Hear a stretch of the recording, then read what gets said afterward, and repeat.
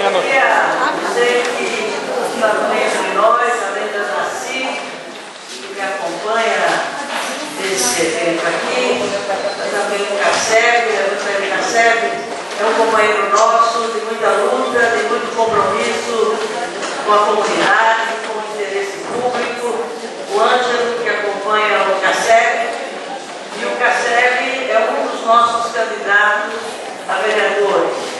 Ele é do Partido dos Trabalhadores, eu sou do PSB, e nós estamos aí nessa campanha eleitoral que está em curso e que tem tudo a ver com isso que vocês estão refletindo aqui, pensando aqui.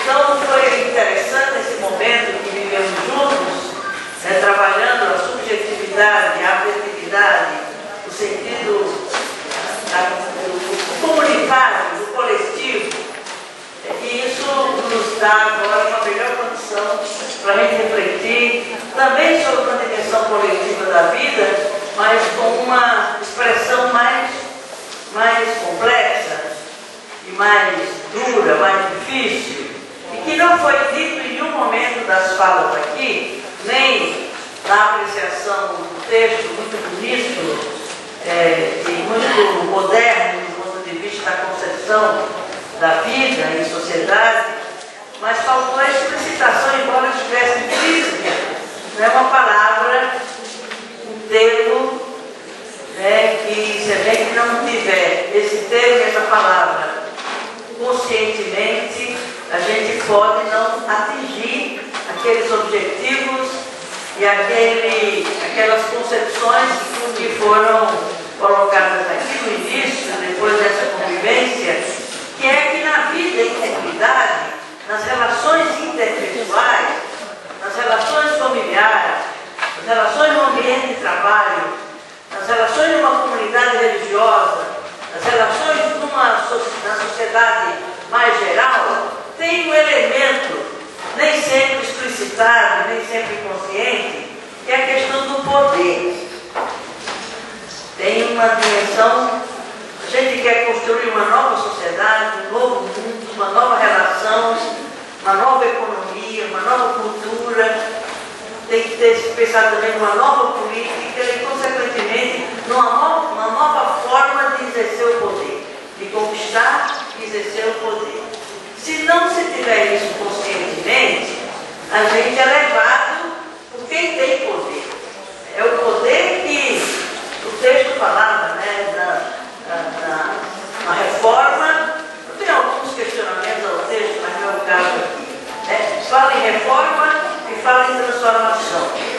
Depende do tempo que a gente leva para fazer essa reforma e o quanto essa reforma não ajuda ou não acelera o outro momento, que é o fundamental, que é o momento da transformação.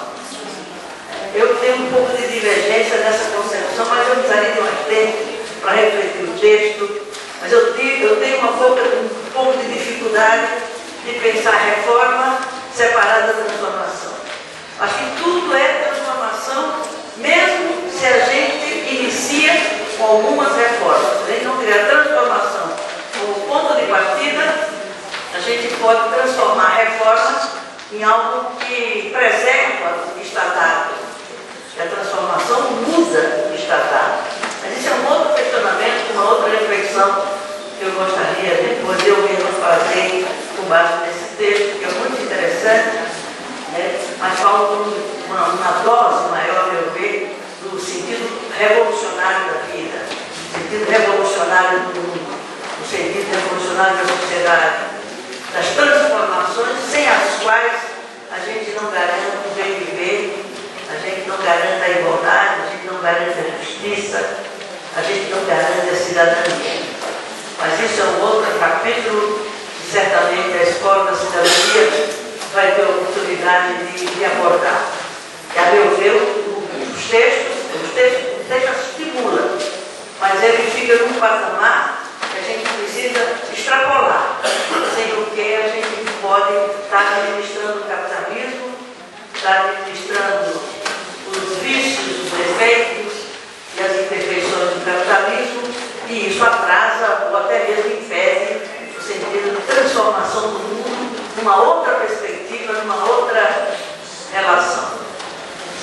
A Celina me convidou para vir aqui, eu fiquei muito contente, primeiro por ter vindo por ela. A Celina é uma pessoa muito querida, né? Uma pessoa admirável, uma pessoa que é referência para todos nós.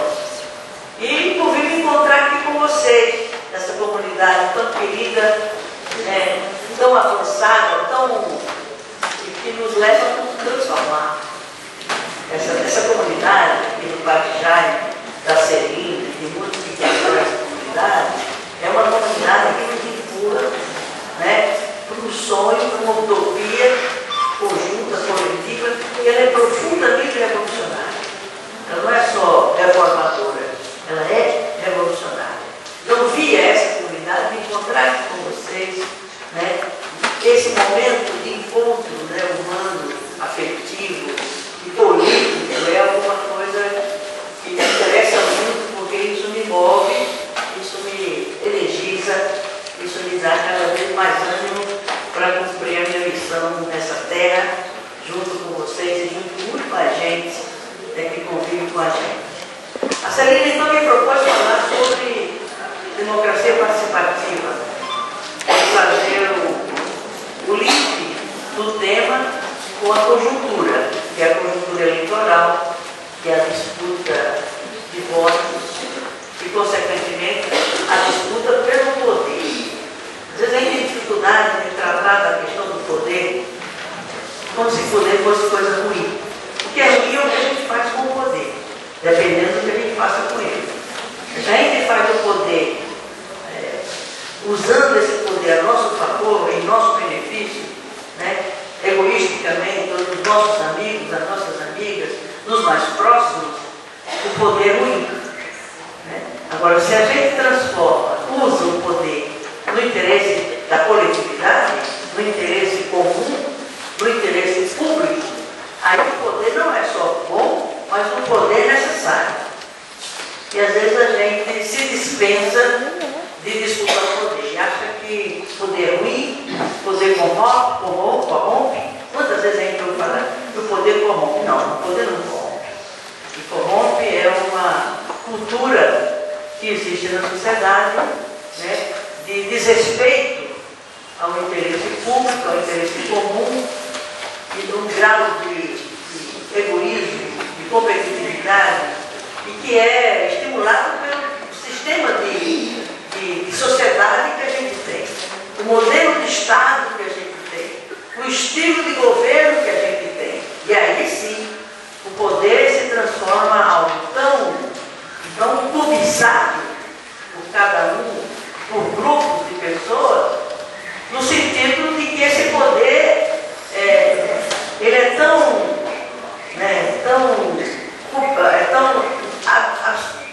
cobiçado por essas pessoas, que essas pessoas não podem viver sem o poder. E aí lançam mão de todo possível e impossível para preservar esse poder. Portanto, para não possibilitar, né, a distribuição desse poder.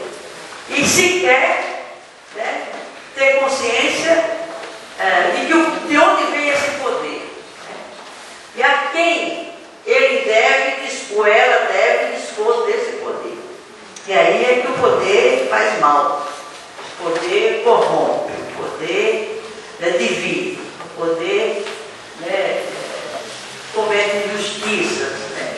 Então é bom a gente ter a compreensão do que é isso e de como a gente lidar com essa questão de poder. E não o poder só quando você pertence a um partido, quando você disputa um mandato, você conquista um mandato, você vira alguém na política, prefeito, vereador, deputado, presidente, governador, etc, etc. Mas também no ambiente familiar tem uma transa de poder. Sobretudo uma sociedade que concebeu a família e a relação, né, entre as pessoas com diferença. Somos seres diferentes e na relação entre seres diferentes é preciso conhecer essas diferenças e respeitar essas diferenças. Então, por exemplo, a família, numa sociedade influenciada pelo capitalismo,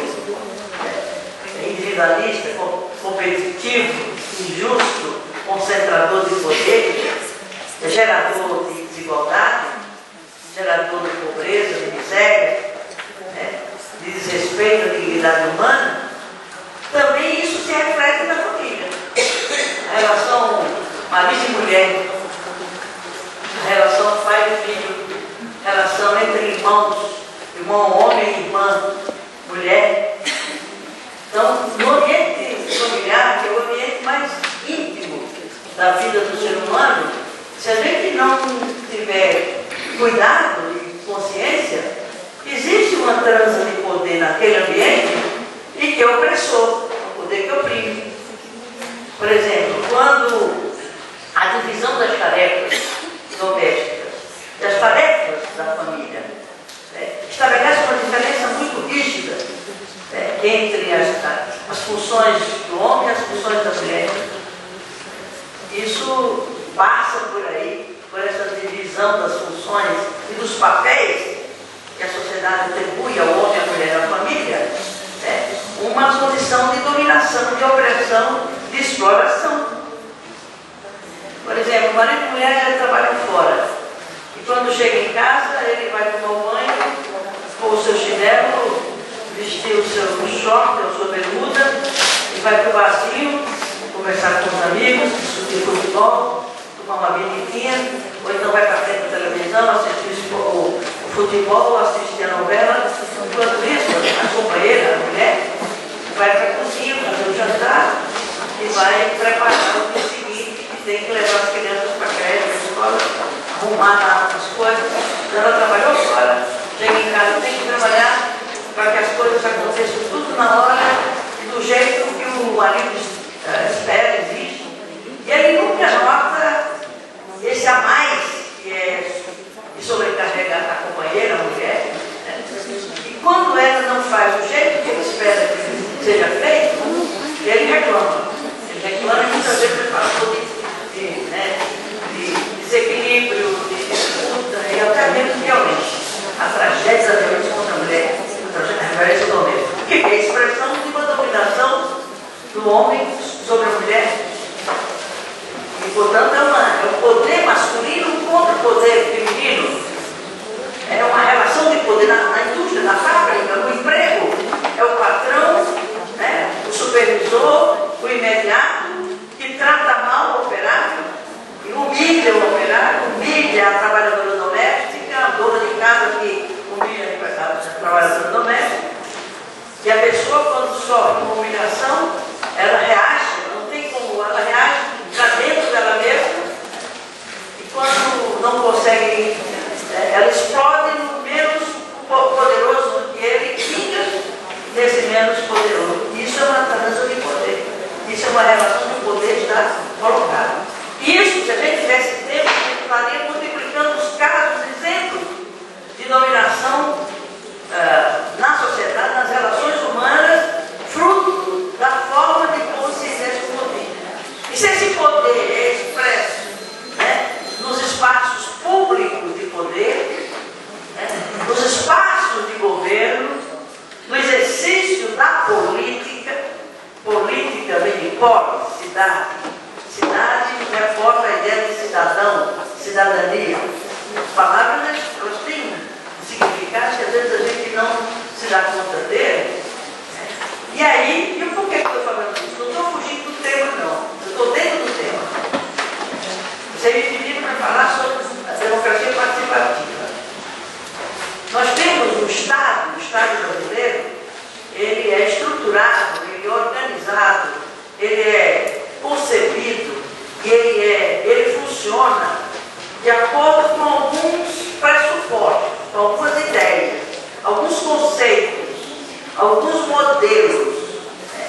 É o Estado que é a principal instituição de governo, de organização da sociedade, de comando da sociedade.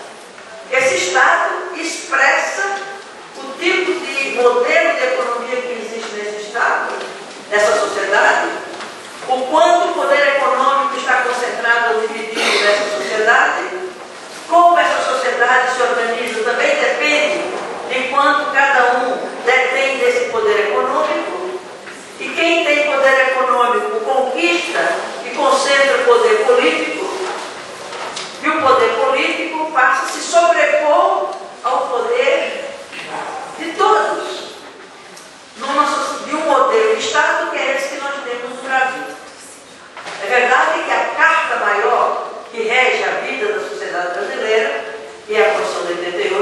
já vai fazer 25 anos no próximo ano, 2013, ela começa exatamente definindo o caráter do Estado brasileiro.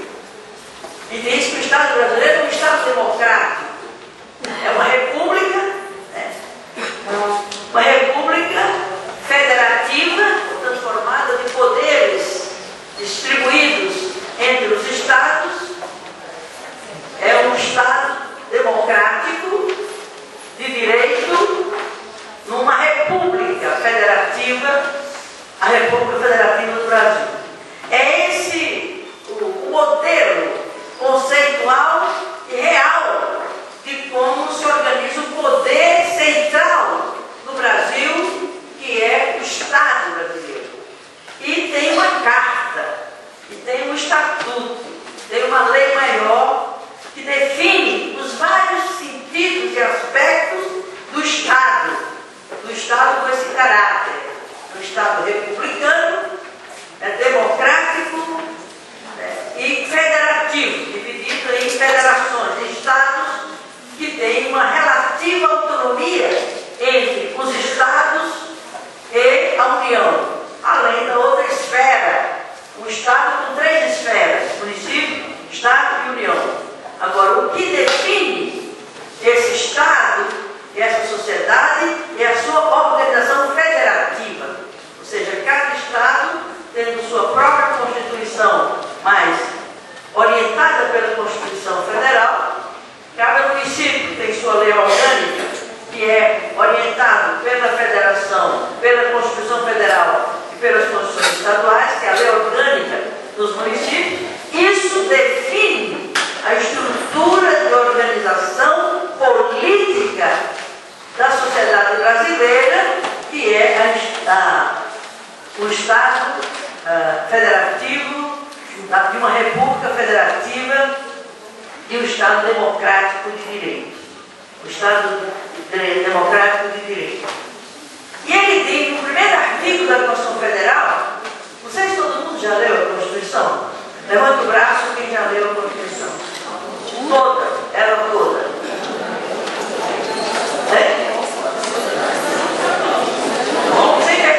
Sem receio de dizer que não leu. Quem de fato leu a Constituição toda e costuma ler a Constituição? 1, 2, 3, 4. Deve ter mais gente. Agora, quem já leu a Bíblia? Levanta o braço. Quase todo mundo já leu a Bíblia.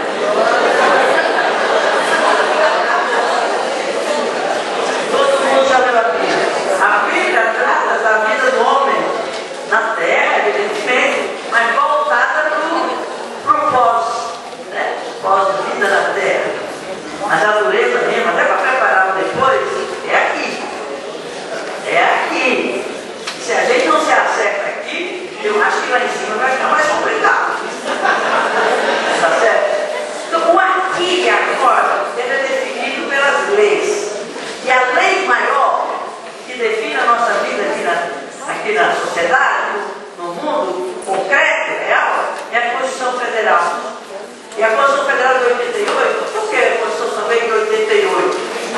É porque teve um período, teve outras constituições, o Brasil teve várias constituições. E quando havia um período de ditadura, quando terminava a ditadura, havia necessidade de rever toda a legislação que vigeu no período da ditadura. Certo? Portanto, nós tivemos uma longa ditadura na época do Getúlio Vargas, durou 15 anos. Tivemos um período de democracia, depois de 46, foi interrompida em 64, com essa ditadura que durou 21 anos e foi uma das mais virulentas, as mais sangrentas, as mais perversas que a sociedade brasileira já teve. Inclusive, nós ainda estamos, sobretudo agora, buscando a verdade sobre os crimes de lesa humanidade da ditadura militar, de 64 a 85. E depois, para terminar daquele período, para retomar a redemocratização do país, teve necessidade de se fazer um novo marco legal, um novo marco constitucional, cujo marco maior é a Constituição. A Constituição de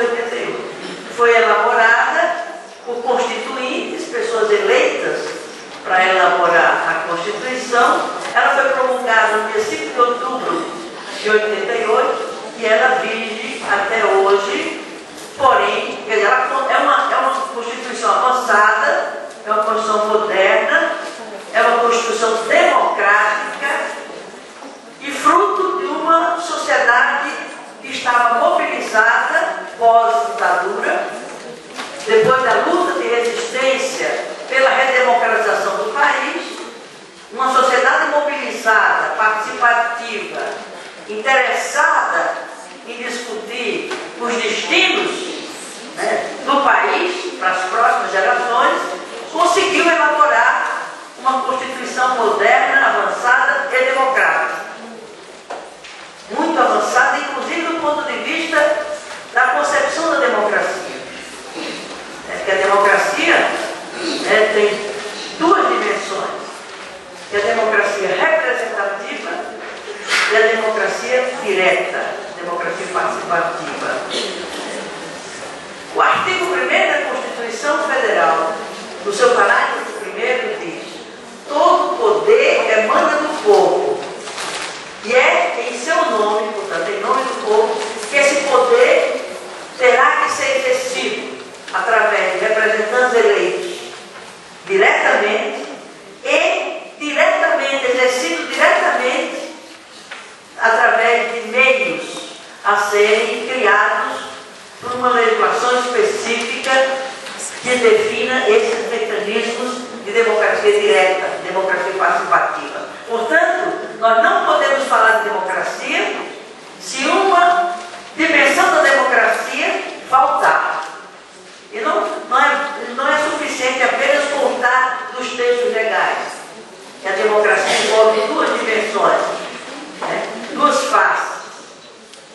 E a democracia exercida por delegação, quando você elege alguém para te representar na Câmara Municipal, na Assembleia Legislativa, na Câmara Federal, no Senado. No Senado não, porque é um outro critério de representação, para a representação dos Estados.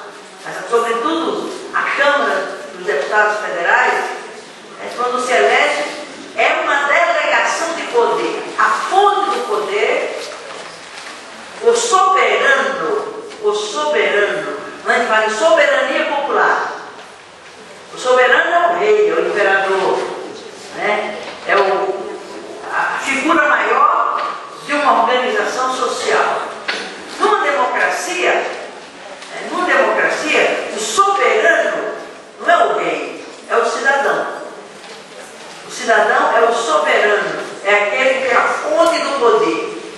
E esse poder ele exerce diretamente quando ele exerce a sua soberania, depois a gente vai explicar melhor isso, e ele exerce esse poder delegando o poder que ele tem como cidadão ou como cidadã a um representante seu numa determinada instância de poder. O que se avançou na Constituição de 88, muita coisa não teve eficácia, não teve efetividade, não veio para a prática.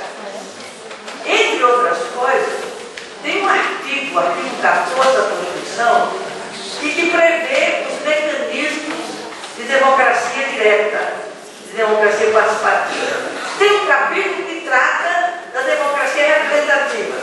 É o Congresso, né, as 3 esferas de poder do Estado, município, Estado e União, os cargos que compõem cada uma dessas esferas. No município é o prefeito ou a prefeita, a Câmara Municipal Legislativa se compõe por um certo número de membros proporcional ao número de habitantes daquela cidade. O mesmo vale para o Estado, né? O governador, os deputados estaduais são os representantes do povo, num número de representantes também definido pela Constituição, proporcionalmente ao número de membros que compõem aquela sociedade. E a União é aquela que unifica a federação dos Estados, na pessoa do presidente ou da presidente, e de 2 casas que formam o Congresso Nacional, que é a Câmara dos Deputados e o Senado Federal. A Câmara se chama Casa do Povo, porque os deputados enquanto o Senado representa os estados. A Câmara, dependendo do número de eleitores do estado, tem um número de deputados representando esse estado. No caso do Senado, cada estado, independente do tamanho dele, tem 3 senadores que compõem o Senado. Porque ele não representa o povo, o Senado não representa o povo, o Senado representa os estados, que compõem a federação. Então, as duas casas, Câmara e Senado, formam o Congresso Nacional, que é a estrutura de poder institucional que governa o país, que comanda o país, né? Que conduz o país, não ao modo como cada um imagina poder fazer, tem que seguir o que está previsto na Constituição Federal e os estados na Constituição Estadual, nas Constituições estaduais, e os municípios, a prefeitura, né, o prefeito, a prefeita, seguindo a Constituição Municipal, que é a lei orgânica dos municípios. Eu dizia que a Constituição Federal é uma Constituição bastante avançada, moderna, democrática, porque a sociedade estava organizada, pressionando, participando e conseguiu que os constituintes aprovassem direitos individuais, direitos humanos, direitos de cidadania, direitos econômicos, direitos trabalhistas, direitos previdenciários, enfim, todos os direitos que tem uma sociedade em caráter individual ou em caráter coletivo está previsto na Constituição de cada Constituição dessa sociedade. A nossa Constituição de 88, exatamente porque ela foi fruto de um momento em que a sociedade estava mobilizada, ativa, participativa, interessada e consciente dos seus direitos e da sua cidadania, conseguiu eleger constituintes e acompanhar a construção durante 2 anos da Constituição Federal e que resultou, quando foi sancionada, quando foi promulgada pelo Congresso Nacional, ela recebeu o nome de Constituição Cidadã. A nossa Constituição tem um título, Constituição Cidadã, porque ela expressa os seus dispositivos todos, né, os direitos de cidadania de todos, mulheres, homens, crianças, adolescentes, idosos, trabalhadores, trabalhadoras, índios, negros, brancos, enfim, todos os direitos humanos, sociais, econômicos, políticos, culturais, estão lá naquela carta maior. Por isso a gente tem que ler com o mesmo interesse, com a mesma constância, como a gente cristão, né, lê a Bíblia como fonte de referência para você orientar a sua vida à luz da fé que você professa. E a Constituição é a carta que nos mostra como viver os direitos que temos, exigiu o respeito a esses direitos e respeitar na relação com os outros os direitos de cada um. E isso compõe o quê? Uma vivência democrática, uma vivência plural, uma vivência de sujeitos políticos livres, soberanos, onde os direitos de todos devem ser assegurados e onde o direito de cada um termina quando começa o direito do outro. Portanto, não pode ser de qualquer jeito, sem o que não se tem justiça nessa sociedade. Então, depois da Constituição, aquele fervor que resultou na luta de resistência da militar, foi arrefecendo. A gente conseguiu eleger nossos primeiros vereadores e vereadoras, nossos primeiros prefeitos e prefeitas, nossos primeiros governadores, deputados estaduais, nosso primeiro presidente, numa eleição no colégio eleitoral, não foi eleição direta primeiro, que foi Federal, que foi eleição direta, como consta da Constituição. Depois veio a primeira eleição direta, foi com o Collor e foi aquele desastre que aconteceu. Mas o Brasil, a democracia, já estava se consolidando ao ponto da sociedade ter decidido pelo impeachment do presidente eleito diretamente, o primeiro presidente eleito depois da ditadura, né, e conseguiu tirá-lo democraticamente por decisão soberana do Congresso em nosso nome, e aí a partir de então nós estamos nessa caminhada em busca da consolidação da democracia em nosso país. Mas muito daquilo que a gente conquistou, que a sociedade conquistou e que está escrito na Constituição, uma Constituição ela tem os grandes princípios, as grandes orientações políticas, as grandes linhas gerais que organizam a vida da sociedade. Mas para ter eficácia, esses dispositivos, esses princípios, essas leis gerais, essas determinações gerais que estão na Constituição, precisa ser traduzida por leis infraconstitucionais. Portanto, leis inferior à Constituição, mas obedecendo ao que está na Constituição, que é a legislação ordinária, né? As leis ordinárias, as leis complementares, as leis que complementam aquilo que está na Constituição e as leis ordinárias, que têm um nível de hierarquia inferior à legislação complementar e aos dispositivos constitucionais. Grande parte da Constituição, dos direitos que a sociedade brasileira conquistou, que a cidadania brasileira conquistou, até hoje não teve eficácia, não teve efetividade, porque não se traduziu, porque o Congresso não fez a sua lição de casa. O Congresso, não sendo pressionado, ele não fez toda a legislação que precisava fazer para tornar tudo aquilo que a gente conquistou e que está na Constituição Federal tivesse eficácia, tivesse efetividade. E entre esses direitos, tem um que consta do artigo 14, que é o que estabelece os mecanismos de democracia direta, democracia participativa. O artigo 1º define a democracia, ela é exercida diretamente, ela é exercida através de representantes eleitos, que é a democracia representativa, e diz que também é exercida diretamente, né, pelos cidadãos de acordo com legislação a ser feita. Isso está no artigo 14, que prevê a lei de iniciativa popular, é um dos mecanismos, né? Plebiscito e referendo. São 3 mecanismos de democracia direta, participativa, que consta do artigo 14 da Constituição Federal. Esse artigo até hoje foi referendado, aliás, foi regulamentado parcialmente.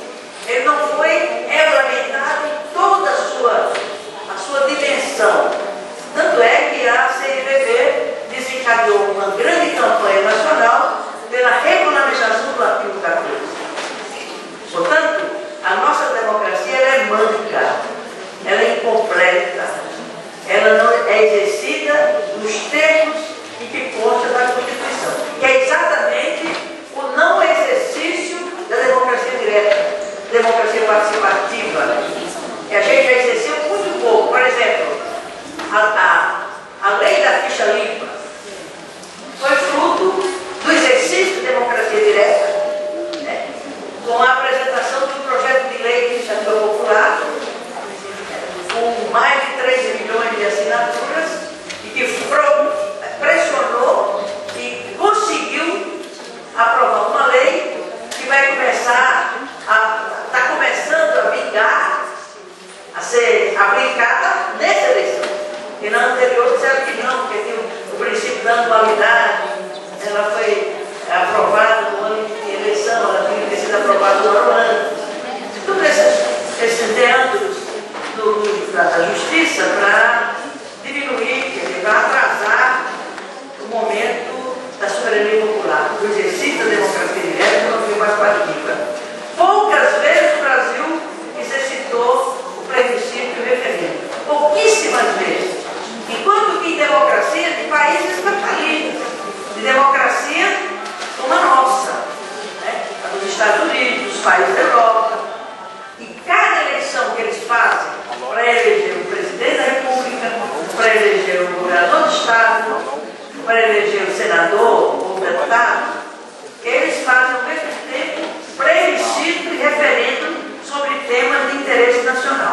ou de interesse estadual, ou de interesse local. Na eleição do Obama, a última eleição do presidente dos Estados Unidos, 700 questões foram submetidas ao plebiscito e ao referendo popular. As questões mais importantes daquele país, a cada eleição, é submetido ao referendo popular. Em vez de ser uma vez na vida que tem uma lei de iniciativa popular como ficha limpa, naqueles países que deveria também ser o nosso caso, a cada eleição que a gente fizesse, o governo, o Estado brasileiro, deveria submeter à cidadania questões de interesse comum, questões de interesse nacional, questões estratégicas para a vida da sociedade. Por exemplo, hoje se sabe que a obra de Belo Monte, que está fazendo o desvio de um rio lá na Amazônia, vai causar uma destruição ambiental, uma destruição humana de comunidades primitivas e indígenas, para construir aquela hidrelétrica para produzir energia para fornecer à indústria nacional. É esse modelo de economia que nós temos. Então, para você gerar mais energia, para alimentar a indústria nacional, para produzir mais economia e, consequentemente, mais lucro, para quem investe na economia, você sacrifica comunidades humanas, de índios, culturas nativas, enfim, a natureza toda depredada, destruição da mata, da biodiversidade da Amazônia, pela construção da hidrelétrica de Belo Monte. Há todo um questionamento, a própria ONU, a OEA, através da Corte Interamericana de Direitos Humanos, mandou uma recomendação, uma orientação ao governo brasileiro para suspender aquela obra. O governo fez vistas grossas, sem beber uma campanha, e tem toda uma movimentação contra a obra da Belo Monte. Por exemplo, isso seria uma questão típica de um governo realmente democrático, que não poderia decidir sobre aquele investimento, sobre aquela obra, sem consultar a sociedade como um todo. Por exemplo, essa privatização que agora o governo federal está fazendo, privatizando os investimentos em infraestrutura, estrada, elétrica, enfim, toda estrada, rodovia, enfim, toda essa estrutura, o governo brasileiro está transferindo para a iniciativa privada 133 bilhões de reais por um prazo de 30 anos, recursos públicos para ser administrado pela iniciativa privada, para fazer esses investimentos. E você sabe, se fosse feito diretamente pelo governo, se você tiver uma boa gestão, você consegue fazer mais barato. Se você põe na mão das empreiteiras, eles visam lucro. Ninguém vai fazer investimento em estrada, em rodovia, em portos, em aeroportos, se aquilo não tiver um retorno sobre a forma de juros dentro da economia capitalista. Lógico que o capitalismo é esse. Então são 133 bilhões por 30 anos. O governo brasileiro abre mão e coloca na mão das PPPs, que é parceria público-privada. Portanto, dinheiro público, a parceria privada, portanto, geração de lucros para os investidores, os empreiteiros. Então, a gente está percebendo, olha, essa seria uma questão que não poderia ser feita sem consultar a sociedade. Mereceria um plebiscito? Não é plebiscito, consulta a população. Eu teria N exemplos de ver de quanto a gente poderia estar decidindo e estar opinando sobre aquilo que é de interesse comum, é um patrimônio comum. Então, a nossa democracia é uma democracia imperfeita, incompleta, porque ela só tem uma perna, que é a democracia representativa. E como a representação, ela se sente dona exclusiva do poder popular, tanto é que tem governando o próprio José Serra,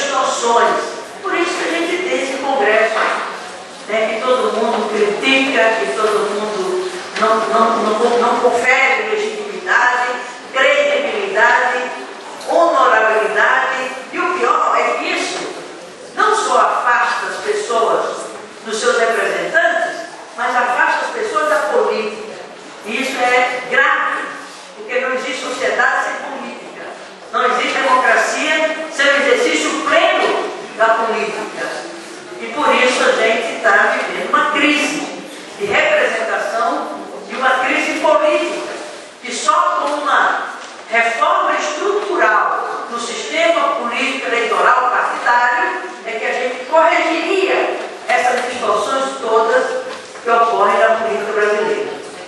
Nós agora estamos às vésperas, nos preparando num processo eleitoral, né, para eleger mais um prefeito ou uma prefeita e mais um grupo de vereadores e vereadoras no número 55, que é o número de cadeiras que tem na Câmara Municipal de São Paulo. Temos vários candidatos e temos uma importante decisão a tomar no dia 7 de outubro, que é eleger mais um prefeito ou uma prefeita da nossa cidade e um número de 55 parlamentares, vereadoras e vereadores para nos representar na Câmara Municipal de São Paulo. E aí é o momento do exercício da cidadania política. A gente fala em cidadania, né? Cidadania é o direito de ser direito. Ser cidadão é ter direito de ter direitos. Direitos econômicos, direitos sociais, direitos políticos, direitos culturais, direitos trabalhistas, direitos previdenciários, enfim. Todos os direitos sociais, humanos, individuais e coletivos, né, são parte do exercício da cidadania. Cidadania econômica, cidadania social, cidadania cultural, cidadania educacional, cidadania de saúde, cidadania e cidadania política. Raramente a gente ouve falar dessa cidadania política, porque ela se restringe, na nossa prática política no Brasil, a simplesmente votar ou ser votado. O direito de cidadania política que nós exercemos é só o direito de votar e o direito de ser votado, para quem se apresente como candidato a um cargo eletivo. Portanto, é uma cidadania bastante restritiva, porque você vota, às vezes nem sabe direito quem votou, muito menos você não tem mecanismos para acompanhar o desempenho desse teu representante, você não tem uma cultura participativa para cobrar, exigir e acompanhar o exercício da representação que você delegou. Nós não temos o que outros países têm, né? Que é vetar, ou tomar o voto que você deu, o chamado recall, né? O recall, quer dizer, depois de 1 ano, 2 anos de mandato, você comprova que esses outros países têm uma lei que estabelece a possibilidade do eleitor retomar o mandato. Né? Se a pessoa não está dando conta, está traindo o eleitor, está traindo seus compromissos, não cumpre o que prometeu no processo eleitoral, a sociedade pode ser chamada a destituir esse mandato. Nós não temos esse dispositivo legal. Numa reforma política para valer, nós teríamos que introduzir esse dispositivo legal. Da maioria dos eleitores poderem rever, depois de um certo tempo, 2 anos de mandato, se o mandato é de 4 anos, de 2 em 2 anos, você rever se quer ou não quer manter a delegação do teu voto para aqueles que você elegeu. É o chamado veto, né, ao mandato que foi dado, você retoma. Isso é um direito de cidadania, é o exercício de democracia direta, democracia participativa. Nós nos satisfazemos e xingamos por ter que ir votar, uma obrigação de votar, uma chatura, até algum invento uma viagem para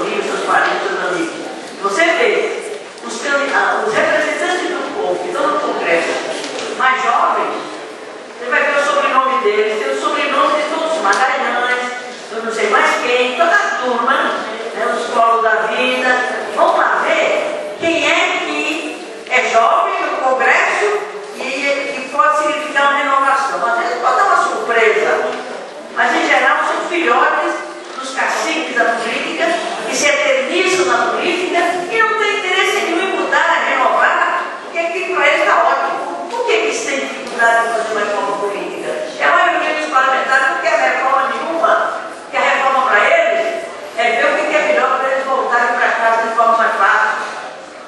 E eles gastam muito dinheiro para se eleger e se reeleger, não do bolso deles. É de empreiteiros que depois eles devolvem sob a forma de emenda ao orçamento, que eles exatamente carimbam para exatamente aqueles empresários, aquelas empreiteiras, aqueles banqueiros, aqueles latifundiários, né, aqueles ruralistas, de quem que patrocinam as suas candidaturas e devolvem sob a forma de emendas orçamentárias, e o povo não sabe de nada, não acompanha nada, só xinga, critica, rejeita, né? Mas isso não resolve. Ou você exercita a sua cidadania política, seja delegando esse poder que você tem a quem você efetivamente confia, ou então você, de fato, contribui de uma certa forma, indiretamente, para que essa realidade política nossa se deteriore a cada eleição. Eu estou no Congresso há 13 anos e a cada pós-eleição, lamentavelmente, a gente constata que a qualidade da média dos representantes piora. E cada 4 anos, lamentavelmente, a qualidade dos representantes do povo piora. Isso vale das câmaras municipais, isso vale da Câmara dos Deputados, isso vale do Senado. E as pessoas que não têm interesse em se renovar e nem muito menos se submeter ao controle popular. Quando se fala em controle, logo se fala em perda de liberdade de expressão. Né? Como se a gente, ao ter liberdade de dizer as coisas, né, e de exigir os nossos direitos, isso pudesse representar uma limitação ao poder, à liberdade de expressão, que é o que ali alega a mídia, uma mídia monopolizada, uma mídia que detém com exclusividade o poder fantástico, que é o poder da mídia, que é uma outra reforma que a gente tem que fazer, que é a democratização dos meios de comunicação. Enfim, é muita coisa para uma noite só. Né? Eu não quero sobrecarregar a mente de vocês e o cansaço de vocês, mas é um tema fundamental. Quero cumprimentar a Escola de Cidadania, que está pautando desses temas, sobretudo as vésperas de uma eleição. E uma eleição não é em qualquer cidade. É a maior cidade do país, a terceira maior cidade do mundo, que tem um orçamento de 40 bilhões de reais. E, lamentavelmente, nesses últimos governos dessa cidade, como esses recursos têm sido administrados, gerenciados. Não se constrói um hospital, não se melhora a qualidade das escolas, né? Não se assegura condições de mobilidade na cidade, a cidade está inviável para quem tem automóvel. O transporte coletivo é absolutamente insuficiente para deslocar milhões de trabalhadores cada dia nessa cidade. Então, portanto, por quê? Porque é poder ser plantado na mão de uma única pessoa, o prefeito, e o atual prefeito, ele pôs nas subprefeituras, 31 subprefeituras, coronéis da reserva, todos. Todos os administradores, subprefeitos, são coronéis da reserva. Agora, imagina a cultura de um coronel. É uma cultura democrática? Claro.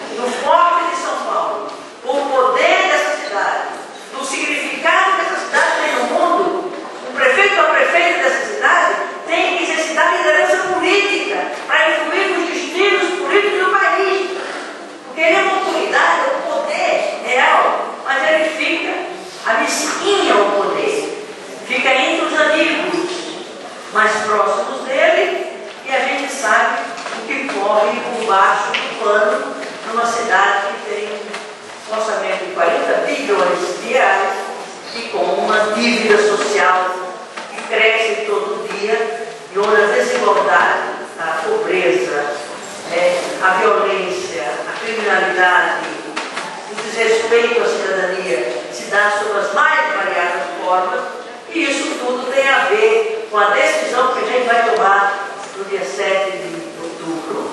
E não dá para brincar de votar nulo, não dá para brincar de viajar para fugir da obrigação de votar, tem que assumir o direito de cidadania a votar. E eu sei que cada um vai se perguntar, mas em quem? Aí fica o nível da consciência de cada um e de cada um. E certamente esse não é o momento da gente ficar querendo influenciar vocês são adultos, vocês são maduros, vocês são politizados, vocês têm uma vida comunitária e uma reflexão política permanente. Eu tenho certeza que cada um de vocês tem maturidade suficiente, responsabilidade política suficiente para fazer a melhor escolha que for possível fazer nessa eleição agora. Porque essa eleição agora vai ser um ponto de partida, né, para um ponto de chegada, que são as eleições de 2014. Sobretudo no estado de São Paulo, as eleições municipais não começam e terminam nela mesma. Elas são trampolim para 2014. Cuidado quem a gente vai dar força e poder, porque essa força e poder com certeza vai estar sendo mobilizada para conquistar mais poder nas eleições de 2014. Então era isso que eu queria colocar a reflexão de vocês, e agora não sei se teria debate, acho que eu tomei tempo demais. Muito obrigada.